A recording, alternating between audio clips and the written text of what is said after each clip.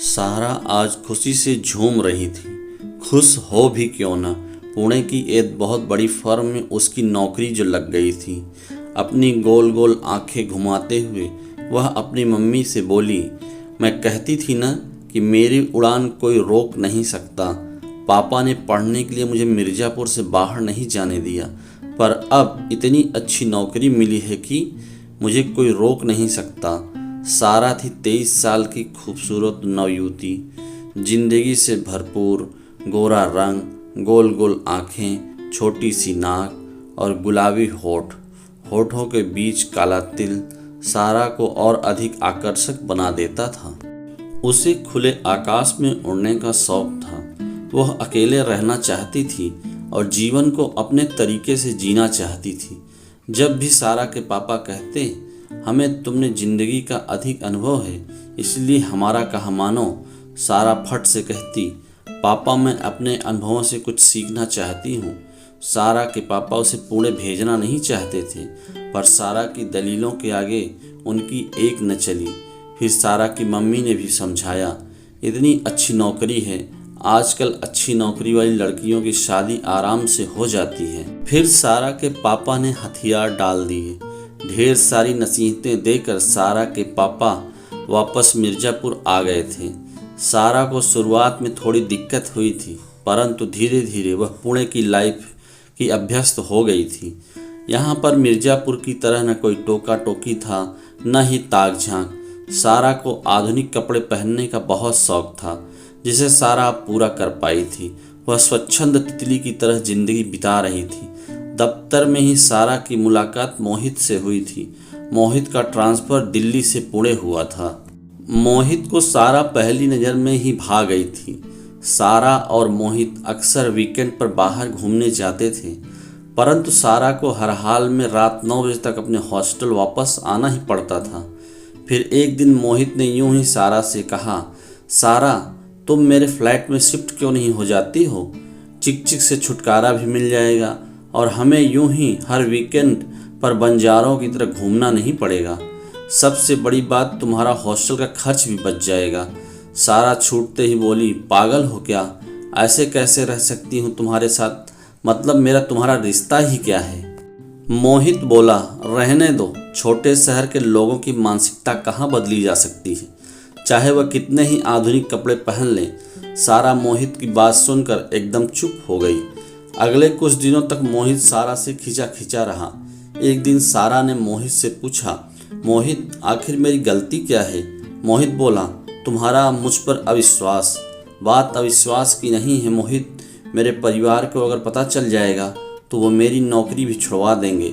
तुम्हें अगर रहना है तो बताओ, बाकी सब मैं हैंडल कर लूँगा। सारा एक हफ्ते बाद मोहित के साथ शिफ्ट कर गई। घर पर सारा ने बोल दिया कि उसने एक लड़की के साथ अलग से फ्लैट ले लिया है, क्योंकि जो हॉस्टल में बहुत असुविधा होती थी। यह बात सुनते ही सारा के मम्मी पापा ने जाने के लिए सामान बांध लिया था। वे देखना चाहते थे कि उनकी लाडली कैसे अकेले रहती होगी। सारा घबराकर मोहित से बोली, अब क्या करेंगे? मोहित हंसते हुए बोला, अरे देखो मैं कैसा चक्कर चलाता हूँ। अगले रोज मोहित अपनी एक दोस्त की सहेली को लेकर आ गया और बोला, तुम्हारे मम्मी पापा के सामने मैं सहेली के बड़े भाई के रूप में उपस्थित रहूँगा। सारा के मम्मी पापा के सामने मोहित सहेली के बड़े भाई के रूप में मिलने आता। सारा के मम्मी पापा को अब तसल्ली हो गई थी। वे निश्चित होकर वापस अपने घर चले गए। सारा और मोहित एक साथ रहने लगे थे। सारा को मोहित का साथ भाता था, परंतु अंदर ही अंदर उसे अपने मम्मी पापा से झूठ बोलना भी कचोटता रहता था। एक दिन सारा ने मोहित से कहा, मोहित तुम मुझे पसंद करते हो क्या? मोहित बोला, अपनी जान से भी ज़्यादा। सारा बोली, मोहित तुम और मैं क्या इस रिश्ते को नहीं दे सकते हैं? मोहित चिढ़ते हुए बोला, यार मुझे माफ़ करो, मैंने पहले ही कहा था कि हम एक दोस्त की तरह ही रहेंगे। मैं तुम पर कोई बंधन नहीं लगाना चाहता हूँ और न ही तुम मुझे पर लगाया करो। और तुम यह बात मुझे क्यों भूल जाती हो कि मेरे घर पर रहने के कारण तुम्हारी कितनी बचत हो रही है और इससे कई फ़ायदे भी हैं। कहते हुए मोहित ने अपनी आंख दबा दी। सारा को मोहित का यह सस्ता मजाक बिल्कुल पसंद नहीं आया। 2 दिन तक मोहित और सारा के बीच तनाव बना रहा, परंतु फिर भी मोहित ने हमेशा की तरह सारा को मना लिया। सारा जब मिर्जापुर से पुणे आई थी तो उसके बड़े बड़े सपने थे, परंतु अब न जाने क्यों उसके सब सपने मोहित के इर्द गिर्द सिमट कर रह गए थे। आज सारा बेहतर परेशान थी। सारा को जो डर था वही हुआ। प्रेगनेंसी किट की टेस्ट रिपोर्ट देखकर सारा के हाथ पैर ठंडे पड़ गए। मोहित उसे संभालते हुए बोला, सारा टेंशन मत लो, कल डॉक्टर के पास चलेंगे। अगले दिन डॉक्टर के पास जाकर उन्होंने अपनी समस्या बताई तो डॉक्टर बोली, पहली बार अबॉर्शन कराने की सलाह मैं नहीं दूंगी, आगे आपकी मर्जी। घर आकर सारा मोहित की खुशामद करने लगी। मोहित प्लीज़ शादी कर लेते हैं, यह हमारे प्यार की निशानी है। मोहित चिढ़ते हुए बोला, सारा प्लीज़ फोर्स मत करो, यह शादी मेरे लिए शादी नहीं बल्कि एक फंदा बनेगी। सारा फिर चुप हो गई थी। अगले दिन चुपचाप जब सारा तैयार होकर जाने लगी तो मोहित भी साथ हो लिया। रास्ते में मोहित बोला, सारा मुझे मालूम है तुम मुझसे गुस्सा हो, पर ऐसा कुछ जल्दबाजी में मत करो जिससे बाद में हम दोनों को घुटन महसूस हो। देखो इस रिश्ते में हम दोनों का फ़ायदा ही फ़ायदा है और शादी के लिए मैं मना कहाँ कह रहा हूँ। डॉक्टर से सारा और मोहित ने बोल दिया था कि कुछ निजी कारणों से वे बच्चा नहीं कर सकते हैं। डॉक्टर ने उन्हें को अबॉर्शन के लिए 2 दिन बाद आने के लिए कहा। मोहित ने जब पूरा खर्चा पूछा तो डॉक्टर ने कहा 25 से 30 हज़ार रुपये। सारा छत को टकटकी लगाए देख रही थी। बार बार उसे आत्मग्लानि हो रही थी कि वह एक जीव हत्या करेगी। बार बार सारा के मन में ख्याल आ रहा था कि जब से सारा अबॉर्शन करा कर लौटी थी वह मोहित के साथ हंसती बोलती जरूर थी, मगर उसके अंदर बहुत कुछ बदल गया था। पहले जो सारा मोहित को लेकर बहुत केयरिंग और पजेसिव थी, अब उसने मोहित को एक डिस्टेंस बना लिया था। शुरू में तो मोहित को सारा का बदला व्यवहार अच्छा लग रहा था, परंतु बाद में उसे सारा का वह अपनापन बेहद याद आने लगा। पहले मोहित जब ऑफिस से घर आता तो सारा उसके साथ ही चाय लेती थी, परंतु आजकल अधिकतर वह गायब ही रहती थी। एक दिन संडे को मोहित ने कहा, सारा कल मैंने कुछ दोस्त लंच पर बुलाए हैं। सारा लापरवाही से बोलती है, तो मैं क्या करूं, तुम्हारे दोस्त हैं। एक दिन डिनर करते हुए सारा मोहित से बोली, मोहित तुम्हें पता नहीं है तुम कितने अच्छे हो। मोहित मन ही मन खुश हो उठा। उसे लगा कि अब सारा शायद फिर से प्यार का इजहार करेगी, मगर सारा मोहित की आशा के विपरीत बोली, अच्छा हुआ तुमने शादी करने से मना कर दिया। मुझे उस समय बुरा अवश्य लगा था, परंतु अगर हम शादी कर लेते तो मैं इस कुएं में ही सड़ती रहती। अगले माह मोहित ने अपनी कंपनी के काम से बेंगलुरु जाना था। उसे न जाने क्यों अब सारा का यह स्वच्छंद व्यवहार अच्छा नहीं लगता था।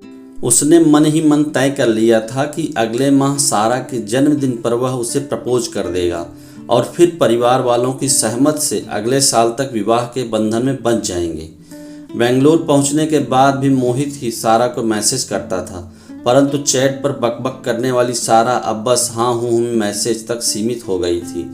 जब मोहित बेंगलोर से वापस पुणे पहुंचा तो देखा सारा वहां नहीं थी। उसने फ़ोन लगाया तो सारा की चहकती आवाज़ आई, अरे यार मैं गोवा में हूँ, बहुत मज़ा आ रहा है।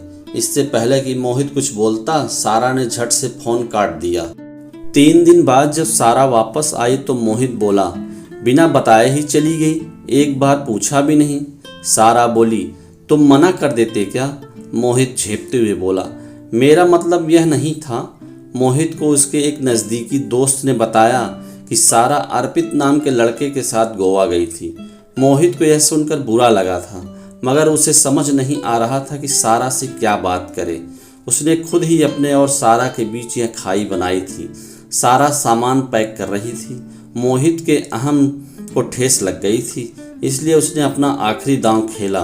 तुम्हारे नए बॉयफ्रेंड को पता है कि तुमने अबॉर्शन करवाया था? अगर तुम्हारे घर वालों को यह बात पता चल जाएगी तो सोचो उन्हें कैसा लगेगा। मैं तुम पर विश्वास करता हूँ, इसलिए मैं तुमसे शादी करने को भी अभी भी तैयार हूँ।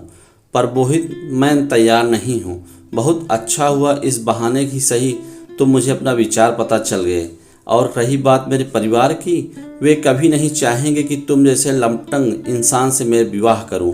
मोहित, तुम्हारा यह घोंसला आज़ादी के तिनकों से नहीं वरन स्वार्थ के तिनकों से बुना हुआ है। अगर एक दोस्त के नाते कभी मेरे घर आना चाहो तो अवश्य आ सकते हो। कहते हुए सारा ने अपने नए घोंसले का पता टेबल पर रखा और एक स्वच्छंद चिड़िया की तरह खुले आसमान में विचरण करने के लिए उड़ गई। सारा ने अब निश्चय कर लिया था कि वह अपनी मेहनत और हिम्मत के तिनकों से अपना घोंसला स्वयं बनाएगी, तिनका तिनका जोड़कर बनाएगी। अब वह अपना घोंसला, आज की नारी में हिम्मत है, मेहनत और खुद पर विश्वास का हौसला है।